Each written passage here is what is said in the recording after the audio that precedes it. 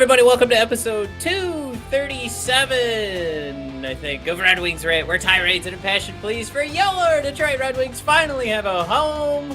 Mike, we've got some more draft prospects to talk about. Mike, you wanted to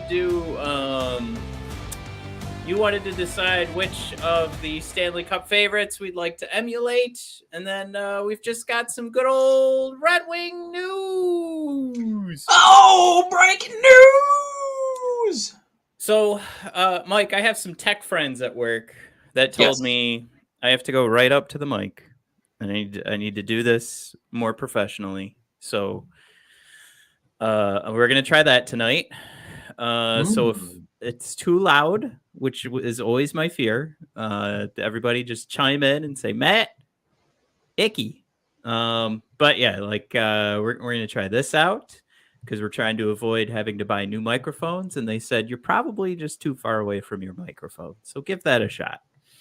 Matt, as a fan of ASMR videos, this is starting off really well.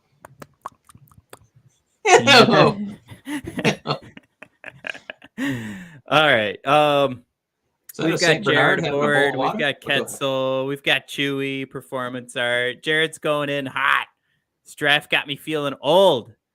I was a high school senior when Nazar was born. Heard somebody today shaming folks for saying Nazar or Nazar. That's right. Some of our YouTube brethren were shaming folks. I shame not, but I'm just gonna sit here and say Nazar because that guy was super mean. I do, Jared. I have this other weird feeling. Like when I was little, I used to gauge how much better at sports you were than somebody based on their age. Like, man, I'm better than you. I'm already 8 years old. You're only 4. And now it's like, man, Nazar, he's like 18, and I'm not quite double that, but quite a few years more. Man, I'm so much better than hockey than him. But it's all delusion, of course. And just wondered if I was the only one who had that stupid thought about me being better because of the age. Well, Ketzel was 12 at that time. Chewy, what's going on? Performance art, what's going on? So I like Jared's Matt behind the mic. Makes me think of Wilson from Home Improvement. All right, now Ketzel throws out their nickname for Nazar. I gotta get that right. Nazar, and I believe we'd pronounce it the Lazar. This is like on The Office when they brought in Saber, but they thought it was pronounced Sabre. Saber. Yeah, exactly. Sabre. Yeah.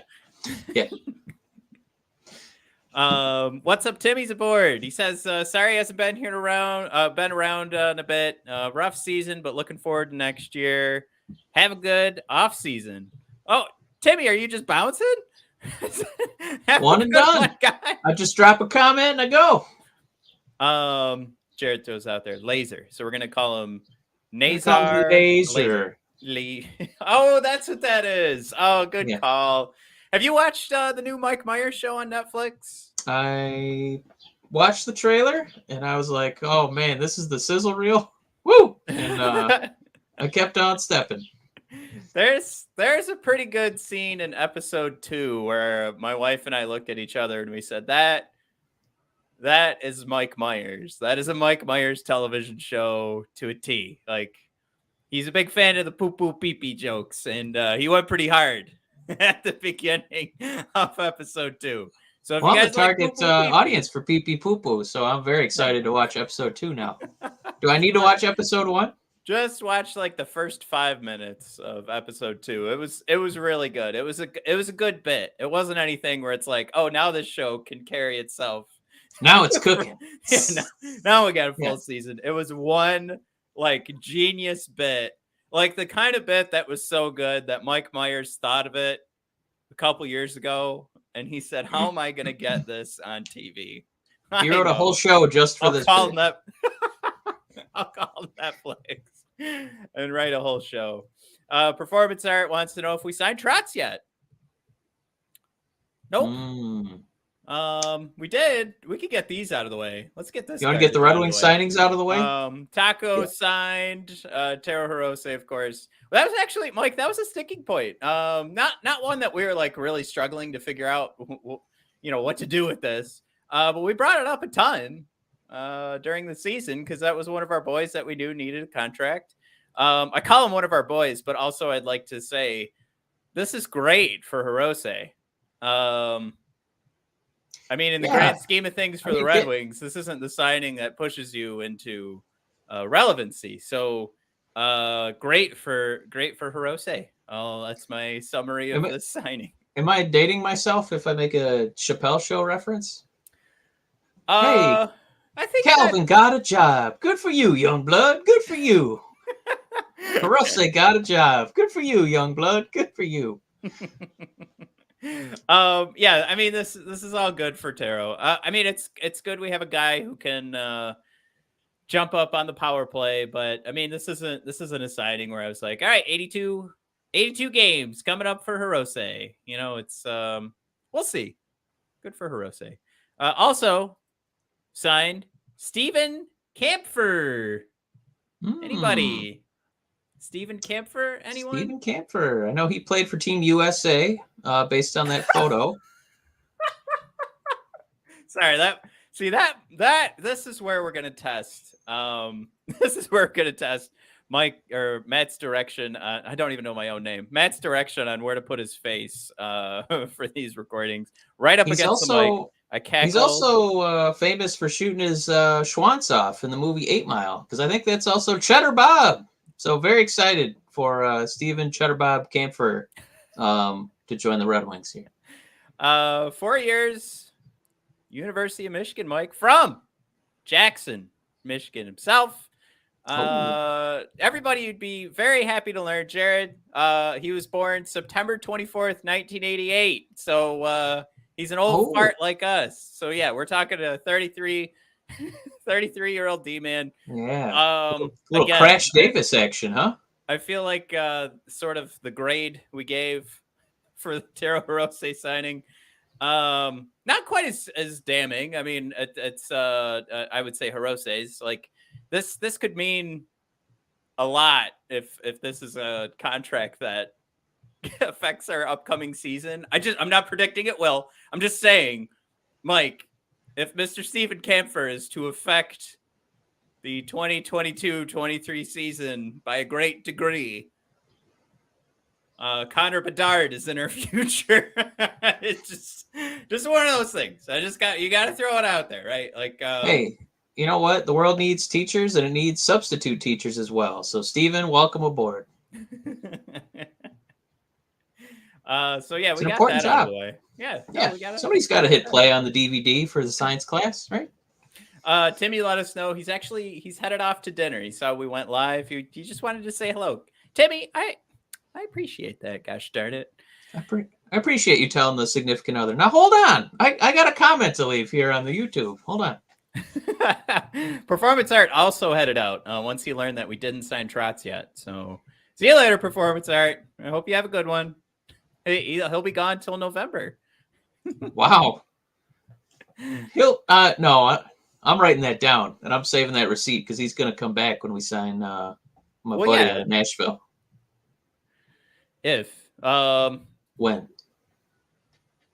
When did this become a when for you? Let's break this down. I don't know. No, I don't know. We're going to talk about it in a minute. I didn't know. I had my insiders. No, we don't have any information. Murdoch wants to know, did I hear correctly that Trotz is giving us an interview?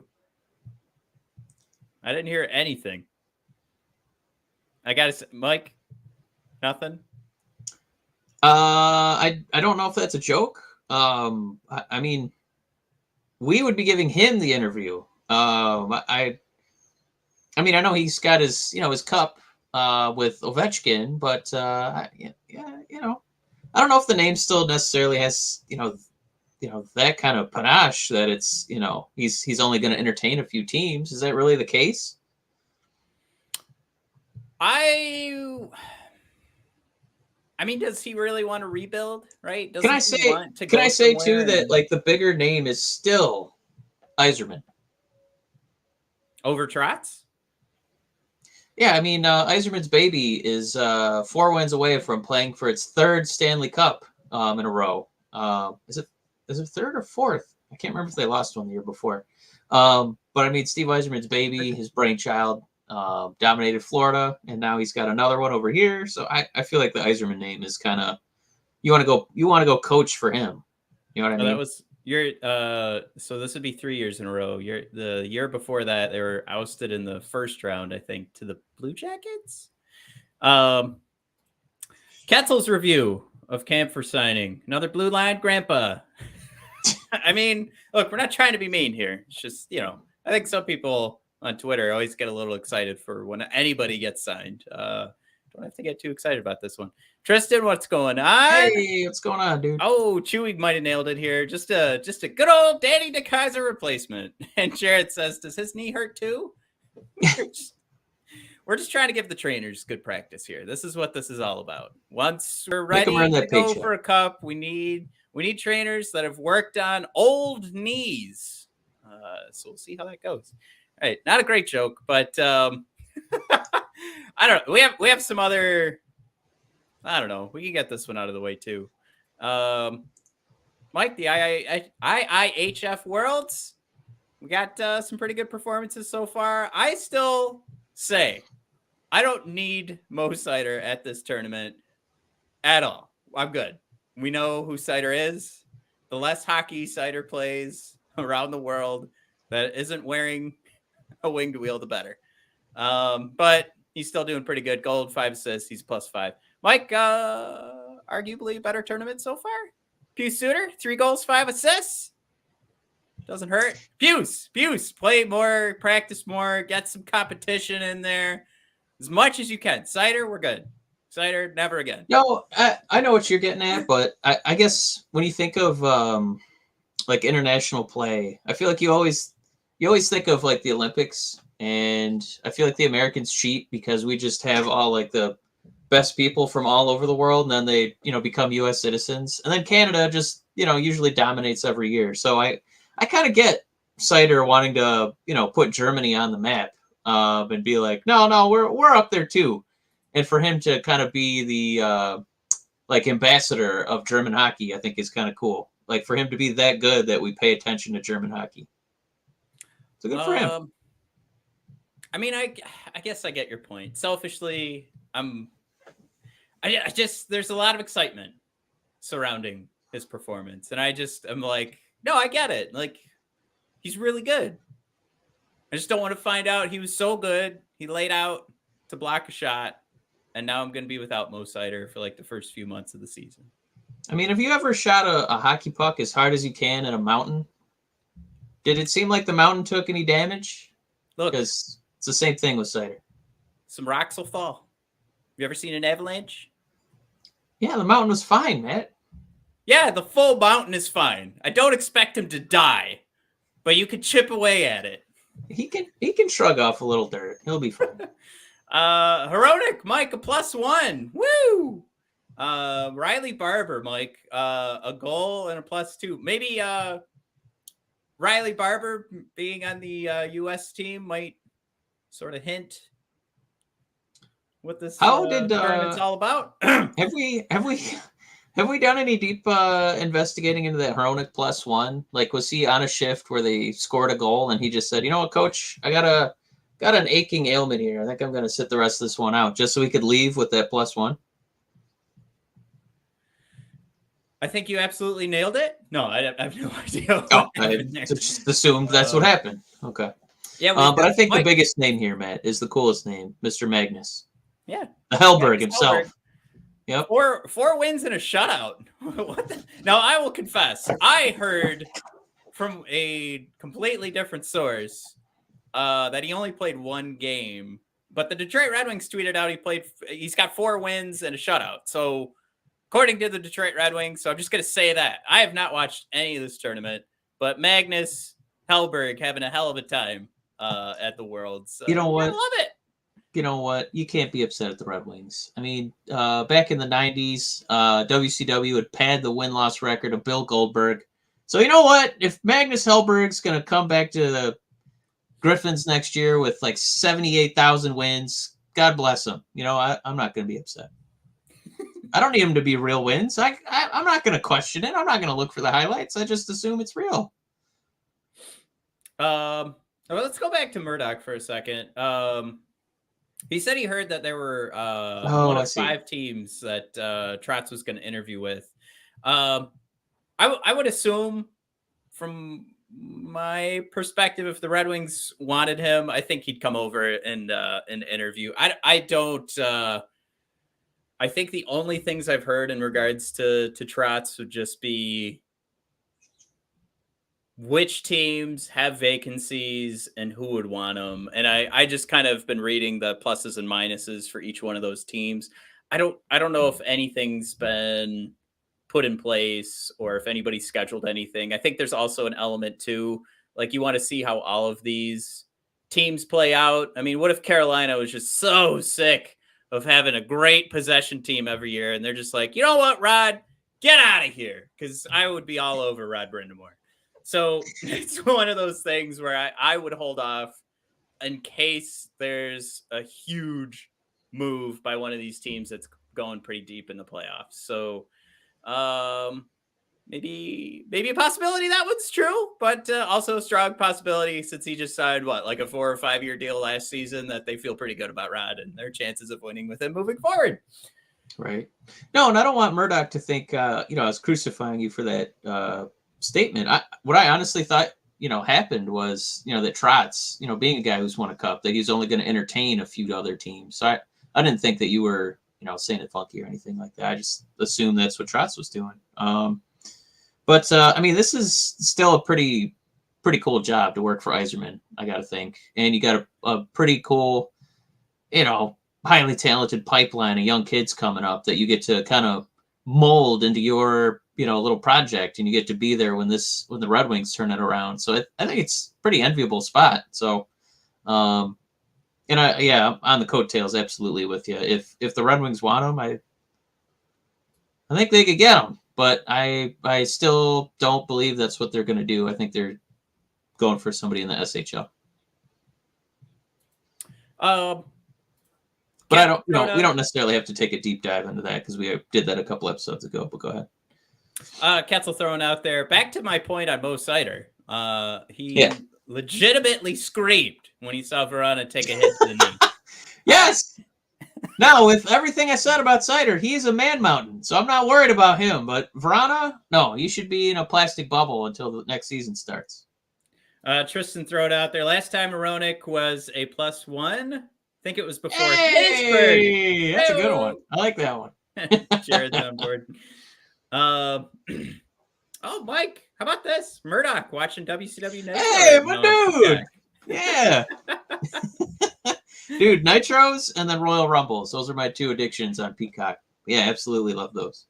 Yeah, and then Tristan threw out earlier, Magnus should definitely be starting in the AHL. Chewy thrown out there. Could be number 3 goalie, as well as starter in Grand Rapids. Yeah, you guys, I think we're totally on board with you. I don't understand why he didn't get even a cup of coffee in Detroit. That was weird. Charlie thrown out there. Goalies are funny. GM has a Frogger. He corrected himself. Type search going. Now, Charlie, I feel like I gotta break this down a little bit. You're saying because we're flopping around that we're bouncing back and forth with different options? Mike, any interpretation of the Frogger type search? Am I missing something? Sometimes I feel like I throw these out to you and you know right away. Goalies are intrinsically funny. Goalie Man has a fun Frogger type search going. No, I don't know what he's saying. Charlie, it might be probably just an edit or something, right? Or we're just so old, we just don't understand what you're saying. This could be, Charlie, if you're talking about like getting excited about goaltenders or like targeting one.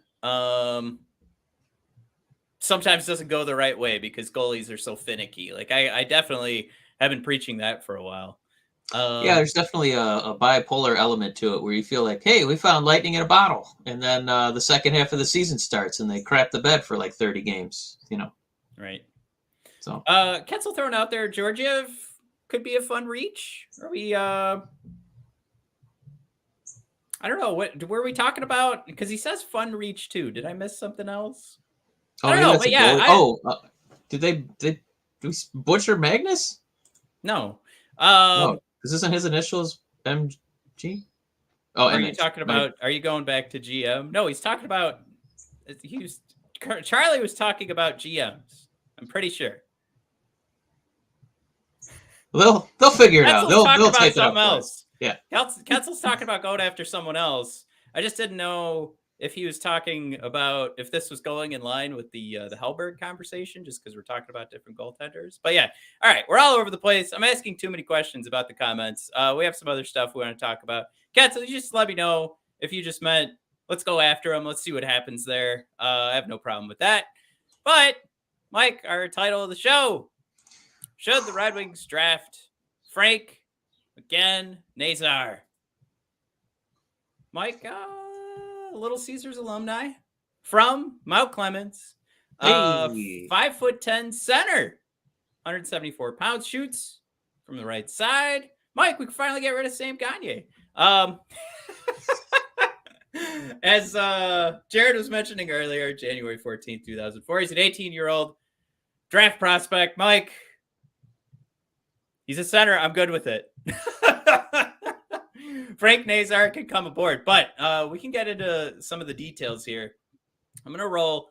Why don't we roll some of the highlights that we've gotten? Let me throw these stats out there before we get too far away. Let's not forget, gonna play for Michigan next season. We know how well that program's doing. Yes. USN TDP juniors, 35 points in 24 games. He loves to split up these stats. 15 goals and 20 assists looks pretty good. Played himself 56 games, 28 goals and 42 assists, 70 points. Mike, that's the U.S. national U18 team. It's pretty goddamn consistent this season to go 24 games, 35 points, pretty much doubles that and goes for 70 points. Me likey. That's just our points perspective. And I mean, it's kind of like I don't want to pat ourselves on the back too much because we're coming from Michigan, but being recruited to play hockey at Michigan, I mean, at this point, it's like playing college football for Alabama. Like you're being recruited because you're an A+ dude. So for him to go play there, I think it really, really nice mark on the resume. Yeah, that's actually a really great point. I mean, anybody that's getting picked up by that program, you got to be excited about, because it's one of those things with those programs that are having that type of success, and we're talking like any college sport, you get a lot of pressure to continue that success. So you're going to be doing the extra scouting. You're going to be taking the extra time to find the guy that's not only going to fit well, but it's going to take your club to that next level, so you can continue to, of course, in the NCAA for hockey, you want to get to that Frozen Four year after year. What we see, though, and we have some highlights running, and if we see some good ones here, I think I'll stop them. But what you see from Nazar is going to be a guy who I think has a pretty good head on his shoulders. I think, right now, I actually think we're going through some highlights that are showing some of his weaknesses, to be completely honest. I think he actually picked the wrong guy to go after, but then he recovers. So we're talking about a guy who immediately comes back around, and after maybe making the wrong choice, gets himself in the right position to make this play here. So Nazar's about to catch the puck here right before coming over the zone.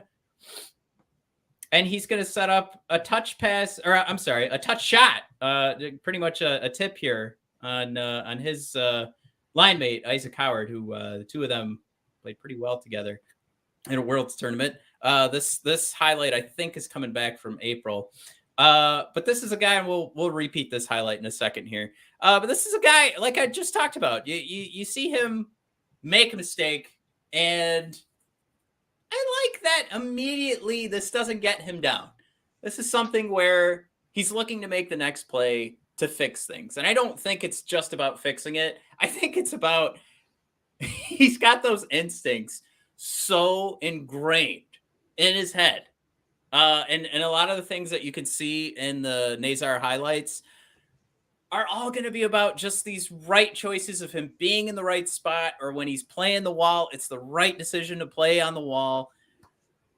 But in that scenario, his instinct is just to turn right around, get the play going the other way, and it's a right there scoring chance, right about hitting the back of the net. And that's right after making a bonehead play on defense. I think those things can be cleaned up no problem. I think the idea that you make the bad play, but you can immediately turn around and make a good offensive play, that is not what you can teach. That is something that's just like, that's the human of Frank. But he was on the defensive side. He was in a pretty good position is what we saw. I think he just picked the wrong guy at the wrong time. I think that could be fixed. But again, that mentality of just going, boom, made a mistake, shut that off, turn around, instinct, go for offense, love it. And we can't stop championing it enough to get that center as well. But yeah, go ahead, Mike. Yeah, no, if they don't draft a center, their first pick this year, I don't know what we're doing here, guys. But we talk so much about Lambert having, one super duper elite skill, and that's his skating. He's got pluses, on the map, but it's the skating that you're drafting. With the laser, Nazar, Frank, I don't think you're getting, that level of skating, because that's probably the best skater available. But so many of the highlights, again, to kind of be on the coattails here, it's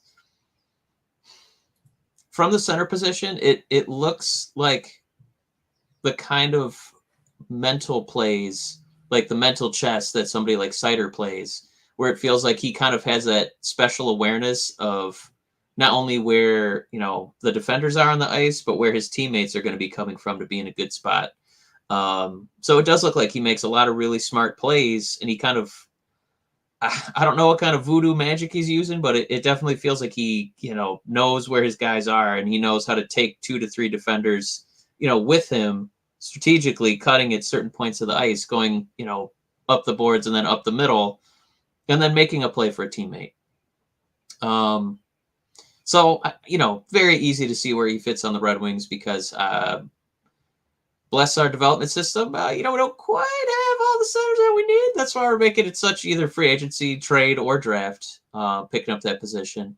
But I mean, you could easily see where he could, have that familiarity at some point with like a Verana, obviously depending on his development, Verana sticking around, and making plays for that guy who has such a wicked shot. So yeah, I think that would be for me. If the Red Wings do pick Frank the Tank, the laser, it would mean that they do prioritize, playmaking at that position. But yeah, it's gonna be tough for him. Obviously, he's still a really young guy. I'll ribs about you and I aside, but because he's so young, he's small, right? He's under 6 foot. I don't know if he's got a height growth spurt coming, but one thing he does have in his control is bulk. And coming in at $174, he can obviously find some, weight training within the Red Wing system. Add some muscle to the frame. And yeah, it's totally feasible. He's still a really young guy. He's still growing. So yeah, I think if you want playmaking, this is the guy you're looking at with the Red Wings first pick. Well, I mean, I want to hit the comments here in a second, but I also have a pretty nice play that I kind of want to show off too. That shows off his playmaking, but that nice head that's screwed on. Murdoch's on board. Center that shoots right. I like it. Chewy, like the Michigan kid, right hand shot and a center. Sounds good to me. And a Wolverine. Antonio, if he's still available, yes, go for it. Now, Ketzel and Jared here trying to figure out his career face-off percentage. I don't have that, Mike. I don't know if you want to see if you can find that real quick, but let's go over this replay, because this is the type of thing that this is just going to be an all-around Nazar, why you draft him. Now he's set up now. This to me, if you guys can see this right now, of course, anybody listening to the podcast is missing it. We're looking at a Nazar that's standing straight up, but I believe this to be a bit of a game of chicken because you see this a couple of times.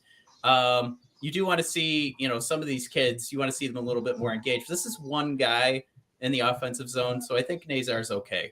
When we hit play here, you can see he was covering that passing lane the whole time. And just his positioning and his ability to sniff out where that play was going leads to this, where Nazar drives to the center of the ice to allow his winger on the bottom here to come up into the play. And this immediately becomes a 3-on-2. And Mike, you were talking about his size, but this is clearly could become the more physical play moving forward. Now, he does get lucky that the defense backs up, right? Like they're going to play this. This is a 3-on-2. But that choice to go center, he's ready to get physical. So he's a little guy, but he's ready to get physical. Now, Nazar takes it in, finds his boy Howard, boom, back of the net. Actually, he's on that second shot there. But it's just such a great mind of his to set this up to make sure it's a 3-on-2 so that he can get this in played. If that wasn't the 3-on-2, you don't get the confusion from the defenseman. You don't get that second shot from Howard where he does put it in the back of the net. Howard gets the goal. That is 1,000%, even starting from the defensive zone. Nazar, and again, it's not. You'll see some of these guys, Mike. Like we'll see highlights for some of the guys in Europe. And what you see is just over and over these guys taking the puck in the offensive zone. They're just spinning in circles. And you're like, well, yeah, that's great. They're great at puck handling, but that's not how the game's going to work. Once you get over into the NHL, you're not going to have all this time to just keep going in circles, trying to find a play.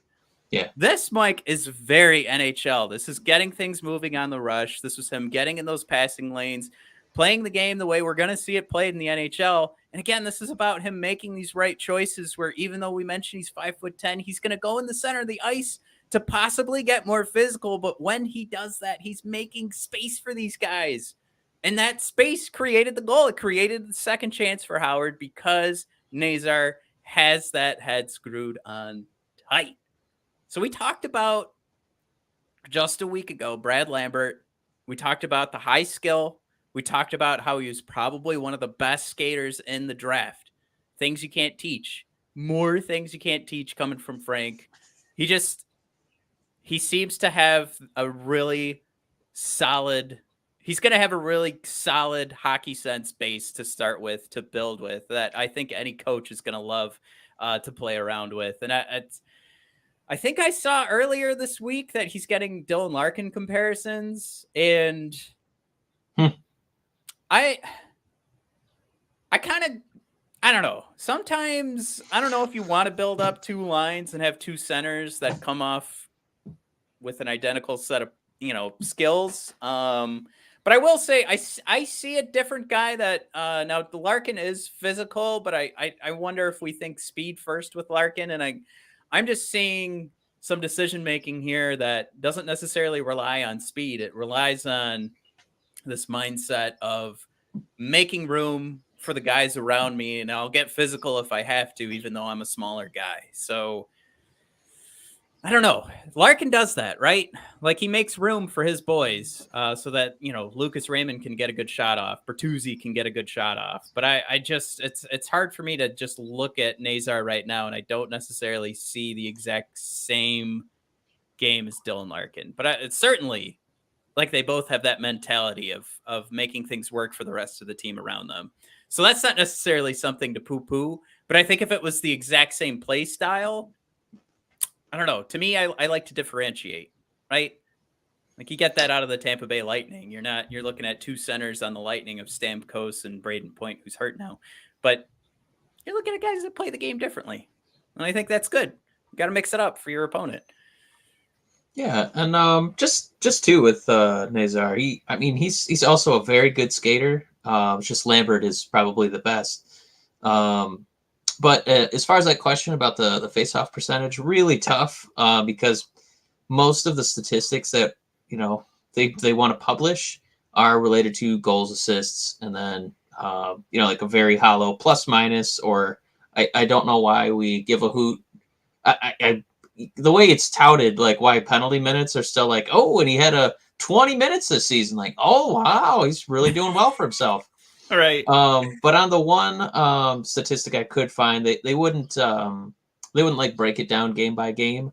But they did say that for the most part, he was over 50% on his faceoff percentage. A few games of 60, and I think they said only maybe 1 or 2 in the 40s. So, against his peers, he's been, above 50% for the most part. So kind of take what you can from that. But looks like something positive.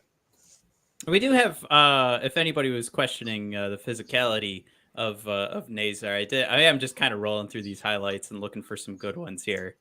But eventually we're going to see this play set up where Nazar has a couple of options, right? We've already been talking about Isaac Howard. And how about I pull up the replay? We've already been talking about Isaac Howard a little bit here. And this is where Nazar, I think, has the choice. I think we've already got 3 defensemen for Canada that they know what's going on. Like, I think this game finished and Isaac Howard had 4 goals. So Frank's going to come in and they know, like, we got to play this line physical. If Frank's got his boy right behind him, number 3, Isaac Howard, why not just pass it backwards? But as we move forward here, we're going to see he has an option to go behind the net. But this is where the physicality of his choices comes into play. And this is where Frank just goes straight at the goalie, even though there were three defensemen bearing down. He knew exactly what he wanted to do. Now, a lot of this is getting the speed. He knew that he could get the angle and get around the defenseman. That is very key, something you got to fall in love with. But that decision-making to go flying at the net to try and put another goal in the back is beautiful. I love seeing this. I really like the decision-making I'm seeing out of Frank. And, we just showed off his skating abilities. I think most of this, though, it's all about that decision-making. A kid that age who isn't necessarily just getting around guys by the deeks, or we're doing like the flashy moves right now. I mean, this is just, to me, it's a mix of speed, like we just saw, but it's like maybe 60-40 is just going to be grit, where this guy's just like, all right, head down. Let's see what happens. So, Mike, thumbs up for me. I don't know what else we have to dissect here. We'll keep looking at guys that are available in the draft. I think we're just going to keep repeating ourselves if we continue to take a look at these highlights, because ultimately, I think we'd love to have the number 1 pick. We'd love to have the number 2 pick, but I don't think the number 8 pick is going to hurt us that much. And I think we're at least seeing, two straight weeks here, right? There's going to be things to like, depending on, even if we went with a guy who's falling down the draft, and Brad Lambert, who even most recently with a website like Elite Prospects rated him as top skater in the draft. But Nazar, I'm going to say, if you're probably looking for a guy who's going to make a difference a little bit quicker, probably be Frank. I think we were talking last week about like 3 to 4 years development with Brad. Yeah. I mean, the types of things that make Nazar successful, and you talk about, for me at least, is grit and the decision-making is number 2. I think you could put that in play. You could try to put that in play in year 1, but yeah, this is going to be a kid who's going to go to the University of Michigan and play a couple seasons probably. So you probably get him 1, if not 2 seasons quicker than you would with Brad. So maybe another winning point to go with Frank. All right. Yeah. What else do we have here, Mike? The playoffs. Yeah, I know there's obviously not a lot of, for a Red Wing fan, we're just going to be twiddling our thumbs here for another couple seasons until the next Rookie of the Year in Edmonton, after Seider takes it home this season, comes out and dominates. But I guess the only thing I wanted to mention is, because I know how excited you were for the Florida Panthers after they loaded up in the offseason. They loaded up at the deadline. They dominated the league points wise. and snuffed. We'll use the word snuffed by the Tampa Bay Lightning here in 4 games. The only sweep in the semifinal round. And I know that they're playing Tampa, and Tampa just like it's playoff time, so they know how to put their heads down, and they're they've done this before, they've done it back to back. This is a special group. We might look at this group in a decade, couple decades, and go, man, Yzerman built the shit out of those Tampa Bay Lightning. Why didn't he ever do it for the Red Wings? But no, I think as a Red Wing fan, it's just kind of interesting to compare those two teams, right? Obviously, we know Yzerman had such a heavy hand in assembling Tampa, but I mean, from the Kucherovs, the Stamkos, Braden Point, Palat, go down the line, Hedman, Vasilevsky, all these huge cogs in their success, drafted. And it's the slow process. It's the boring process because you just got to wait and wait and wait for these guys to develop. In Florida, you can't be upset with them because they're trying to put a competitive product together. If you want to look at, trading for a lot of their players, Claude Giroux, the Reinhardts, not as huge of a piece, obviously, but the Hornquists, they signed Bobrovsky. Duclair is another big one. Yeah, that was one that I really wanted to pick up. But yeah, go ahead. No, and if you want to throw Joe Thornton on there, tee. But I guess what I meant is there's a philosophy that we're gonna really see what it's like for Yzerman managing these Red Wings, because if he just continues as he's been doing, I don't foresee any playoffs if they just keep plugging away with the draft. Not next season. And so do you really want to try that Florida approach and see if you can kind of accelerate this this build? By dipping into free agency, dipping into, the trade markets, you have to give away valuable assets. That means giving away draft picks. Or, man, do you just keep plugging away and just kind of be patient like Yzerman did before? It's so alluring, to, win the off season, and then all of a sudden you find some center, you trade for some center, maybe you, sign a free agent or two. Do you go the Panther route, which obviously it feels like you shouldn't have done that this season, right? It doesn't feel like it quite panned out, but do you kind of get what I'm getting at, where you're going to be tested? Your patience is going to be tested as a Red Wing fan, because I don't think they're going to go the Panther route. I think if they sign people or trade for people, it's going to be on the peripheral, cost-effective guys, and you're going to be waiting for draft picks to develop. So I just comparing those two teams, comparing how they've been put together, and they both had good regular season success, but man, this core assembly, the core assembly philosophy, I think it's what's in our future, and I think a somewhat more boring offseason than people anticipated is in the Red Wing future. Matt, do you agree? I mean, yeah, you bring up the best point, right? The Tampa Bay Lightning. Yeah, I didn't realize how many of these guys were not drafted for Florida. I mean, I guess I felt it, but looking at this, I mean, you're talking 4 forwards.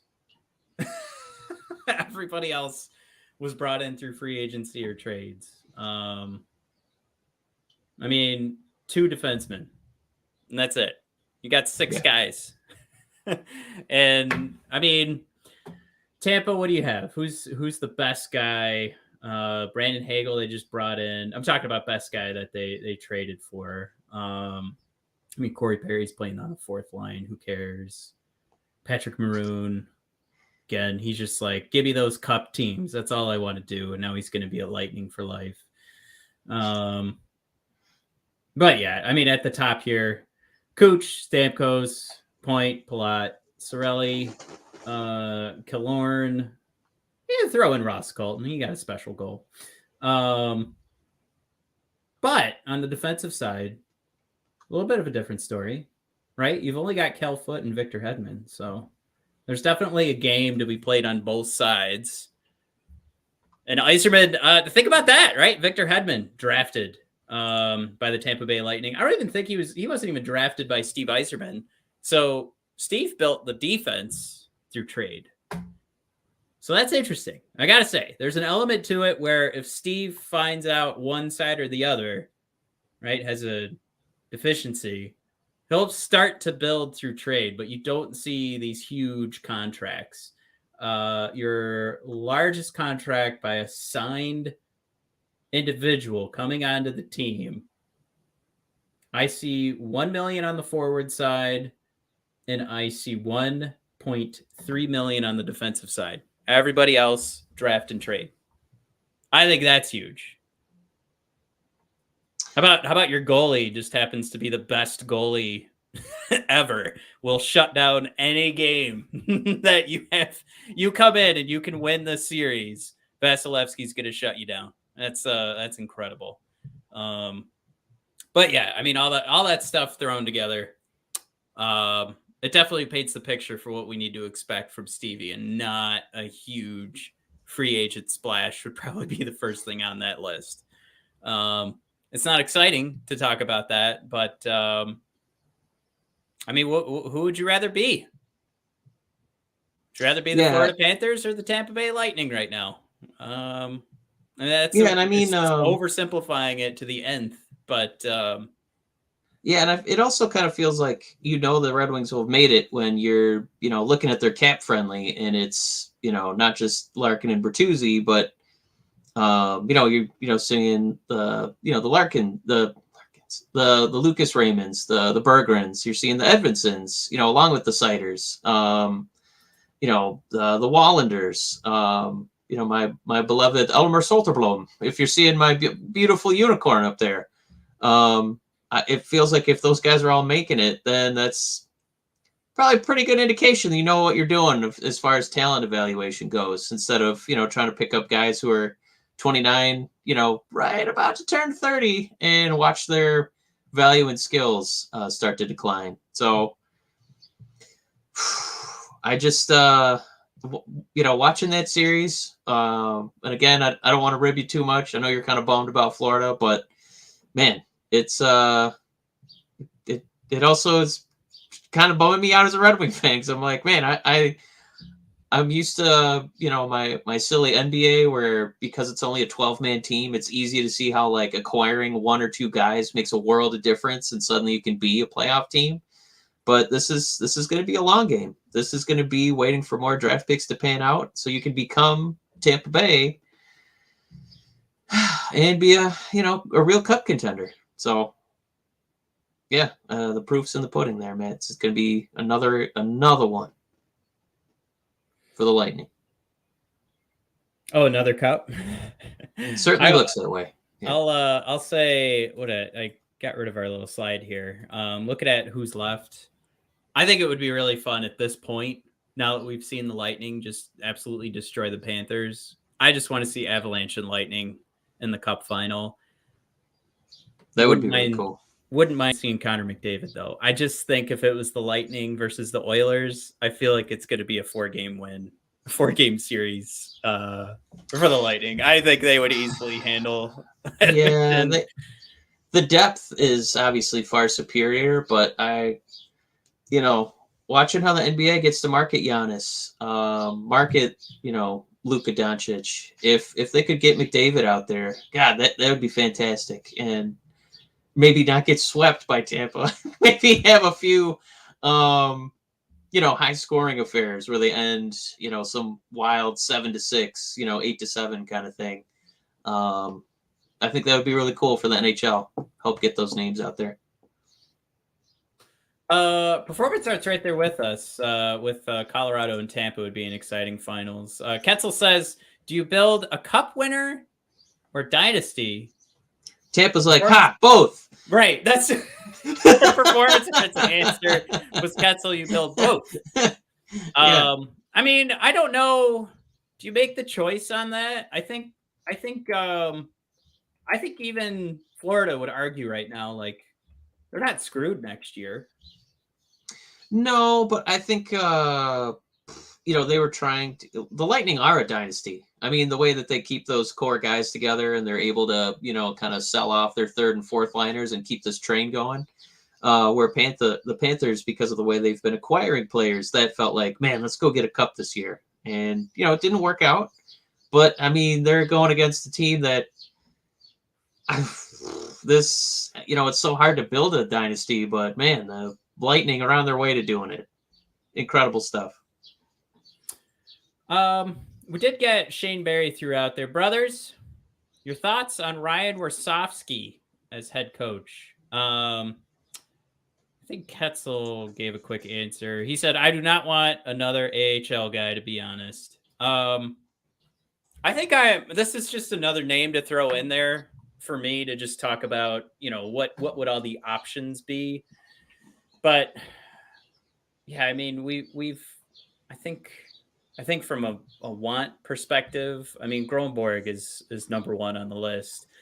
And if it had to be, if we were playing this game where it was just like, you know what, you guys think it's too easy to bring a guy over from the SHL, I think there is a lot to like about Barry Trotz. And I don't know.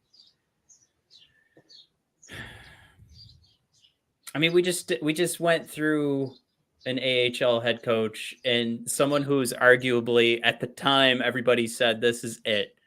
This is your coach for the future. Like when we picked him up. So I'm not saying that Gronborg is the only option. I just know that's the one I'd be more excited about. Yeah, Gronborg for me. I'm sticking with my SHL guy because of the way the Red Wings talent acquisition, as far as the draft goes, is leaned so heavily from that area of the world.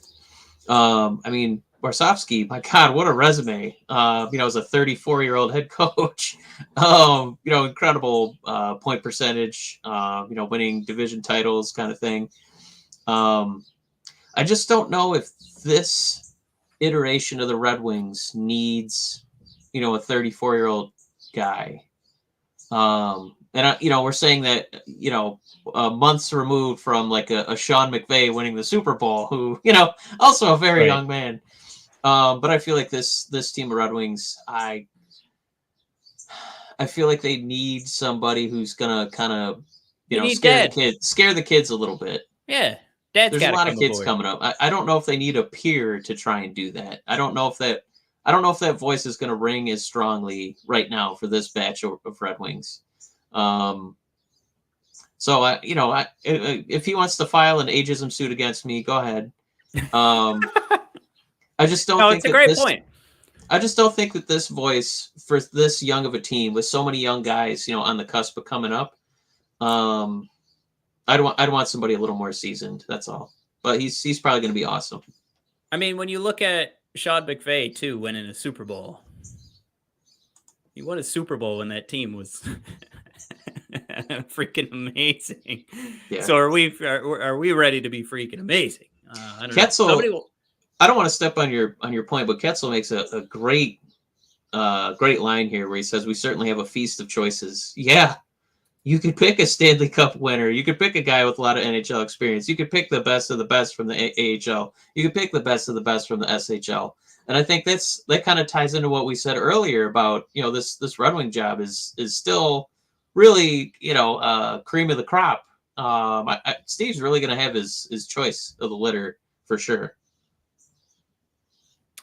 Well, I think it's about time we wrap up.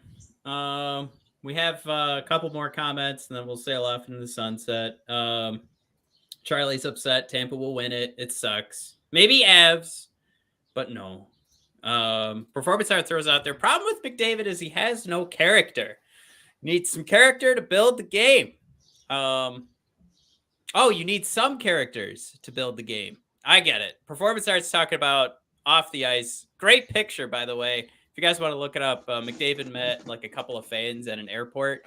They're both smiling ear to ear at McDavid, jaw open, staring straight at the camera. No smile, no reaction of any sort. Just great picture. I guarantee you guys Google search McDavid airport, you guys will see it.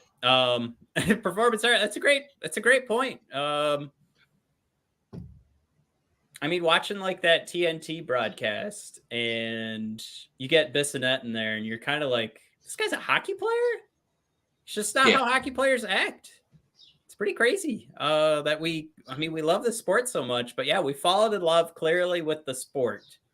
And we fall in love with guys' performances, but it's pretty rare that we fall in love with them because of the goofy character that they bring to the ice, to any interviews, anything like that. They're pretty docile.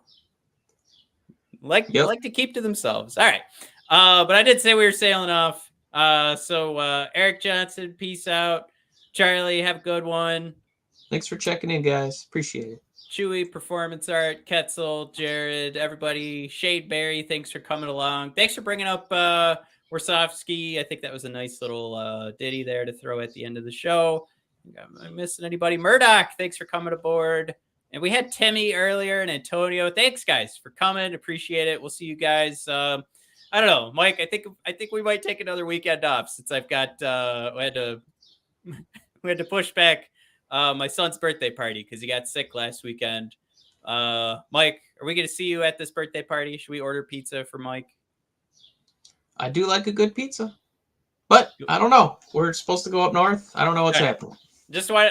Well, the sooner you know, I'm excited to see my little teddy boy because I got a really cool gift for him. I'm excited for him to play with it. Oh, cool. All right. So yeah, guys, we'll see you next week. We're gonna take this weekend off. Enjoy your Memorial Day weekend, and then we'll get rolling into more draft coverage, and hopefully we'll have a coach to talk about soon enough. And the Stanley Cup. All right, guys, have a good one. Peace.